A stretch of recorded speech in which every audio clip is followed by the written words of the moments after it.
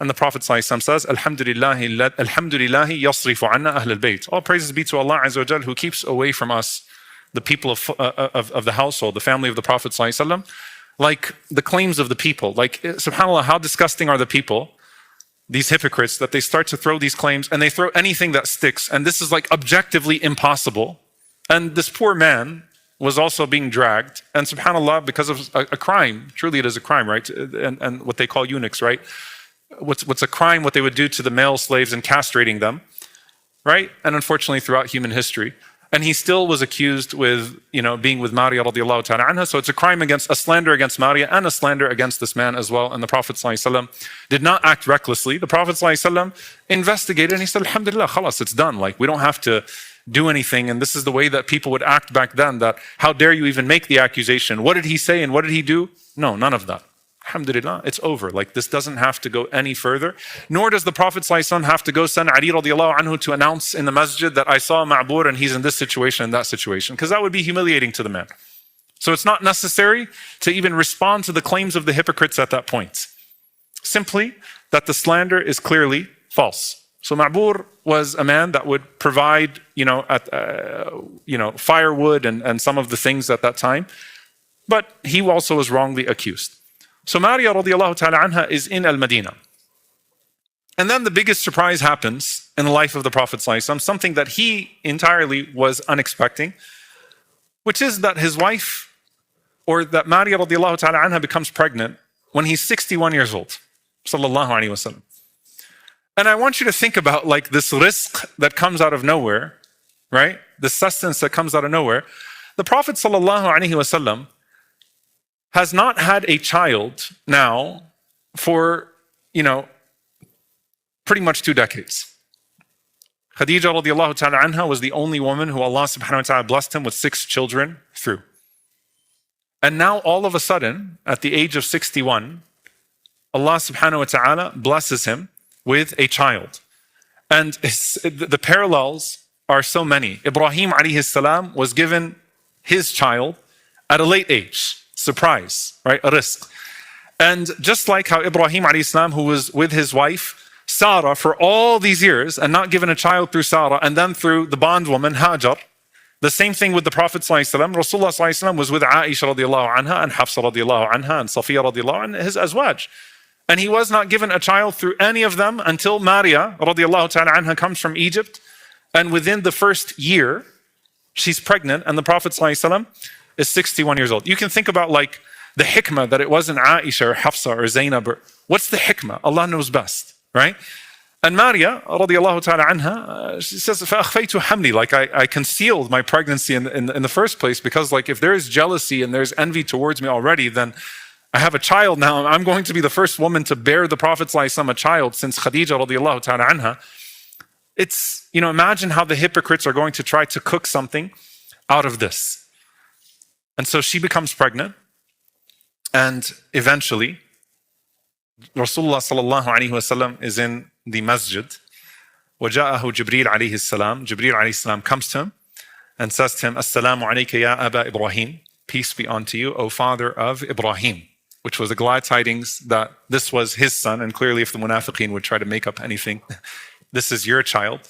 And go and see your wife, who Allah subhanahu wa ta'ala, or Maria radiallahu ta'ala anha, who Allah subhanahu wa ta'ala has blessed with a child. So the Prophet sallallahu alayhi wasallam, he makes his way over to the home. And Rasulullah sallallahu alayhi wasallam would name this child Ibrahim. What's the hikmah of that? He named the child Abdullah, a son Abdullah, after his father Abdullah. He names this child Ibrahim after his father Ibrahim alayhi salam. So this is the first child that's going to be born now in this incident after Islam in Al-Madinah. He has a whole community around him in Al-Madinah Al-Munawwara, and Allah subhanahu wa ta'ala blesses him with Ibrahim. And as Ibn Abbas radiallahu ta'ala anhuma narrates, أَعْتَقَهَا وَلَدُهَا. And so this now took Maria radiallahu ta'ala anha to another status of being Walad, and her nickname becomes Ibrahim. Salma, who we spoke about last time, Rafi', who delivered all of the children of the Prophet ﷺ, delivers Ibrahim. And you can imagine the way that the community of the Prophet ﷺ was. Everyone wants to nurse this child. All the women want to nurse this child, right? Who doesn't want to nurse the child of the Prophet ﷺ? So there's excitement amongst the men, excitement amongst the women. And this is where you find that the Prophet ﷺ gave his child, Ibrahim, to Sayf, Murdi'atu Ibrahim, ibn Rasulullah ﷺ, a woman by the name of Sayf radiallahu ta'ala anha. She was the wife of a man by the name of Abu Sayf radiallahu ta'ala anhu, who was a blacksmith. And he also lived in Al-Awali. And so you have Sayf and Abu Sayf nursing the child of the Prophet sallallahu alaihi wasallam. And Rasulullah sallallahu alaihi wasallam would take this child, and he loved this child so much, his son Ibrahim, so much. And you can think of all the expressions of love and mercy and joy of the Prophet sallallahu alaihi wasallam with Al-Hasan wal-Hussein. And imagine when it's his own blood son, sallallahu alaihi wasallam, and Rasulullah sallallahu alaihi wasallam is grabbing his actual son and taking him around Medina. Imagine the celebration. Imagine the aqiqah. Imagine the way that the community was around the Prophet sallallahu alaihi wasallam. And it also comes on the back of so much khair, right? Like this is towards the end of the life of the Prophet sallallahu alaihi wasallam, where finally everything is falling into place. So he used to hold him, sallallahu alaihi wasallam. He used to smell him, alayhi salatu wasalam. He used to kiss him, and he used to carry him tight, sallallahu alayhi wasallam. And the thing about Ibrahim, ibn Rasulillah sallallahu alayhi wasallam, and Ibrahim, right? This new blessing that came in the life of the Prophet sallallahu alayhi wasallam, is that we often think of Ibrahim and we think of like a child that would have died like within the first few months. He's going to live a full year and a half. It's not a miscarriage. It's not a child that dies in the first or second month. Not that any of that is easy. But you can think of a baby that's a year and a half old. That's a full baby that you've really, really, really gotten attached to. And you know how much rahmah is in the heart of the Prophet ﷺ and how much love is in the heart of the Prophet ﷺ in general. And Rasulullah sallallahu alaihi wasallam is holding on to this child and showing so much love. The Prophet ﷺ opens Mecca. So Fatih Mecca comes in this time. He comes back, alayhi salatu wassalam. And in the 10th year after Hijrah, Jibreel alayhi salam comes to the Prophet sallallahu alaihi wasallam, Adrik Ibrahim, that go to Ibrahim.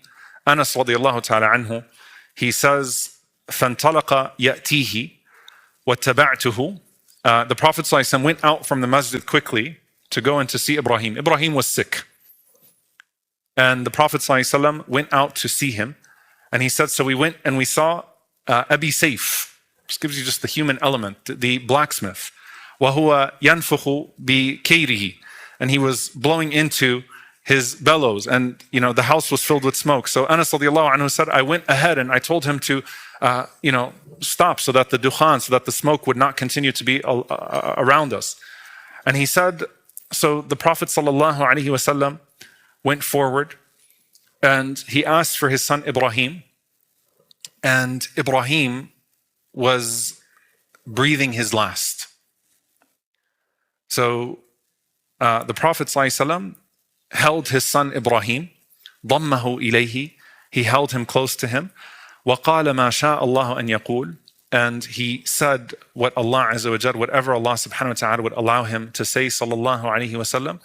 And the Prophet ﷺ started to kiss him and smell him, and Ibrahim dies in his hands, sallallahu alaihi wasallam. Now you can imagine the heart of the Prophet ﷺ, and you can imagine the pain of the Prophet ﷺ, and you can imagine what it's like. I want you to imagine if you were a companion now, sitting there, watching the Prophet sallallahu alaihi wasallam.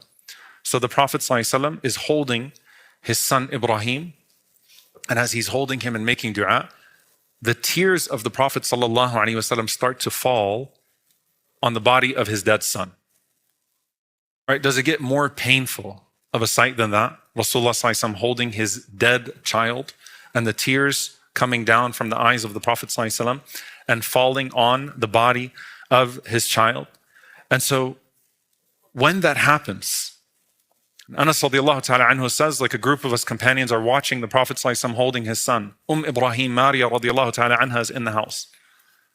And as he's holding his son, Abdurrahman ibn Auf radiallahu anhu looks at him. And he says, Wa anta ya Rasulullah? You too, O Messenger of Allah. You too, O Messenger of Allah. Sallallahu Alaihi Wasallam. This is one of the most profound ahadith, if you think about it. You too, O Messenger of Allah. What is he saying? Like, you're supposed to be superhuman. You're crying over the death of your child. Remember this when you see the most righteous people in the world, and yes, they cry, and yes, they have human emotions. وَأَنْتَ يَا رَسُولَ اللَّهِ. And the eyes of the Prophet ﷺ are full of tears as Ibrahim took his last breaths in his arms. And imagine the clarity of the Prophet ﷺ even in that moment as he's holding his dead child. And he says, إِنَّ الْعَيْنَ تَدْمَعْ. That verily the eyes shed tears. وَالْقَلْبَ يَحْزَنُ.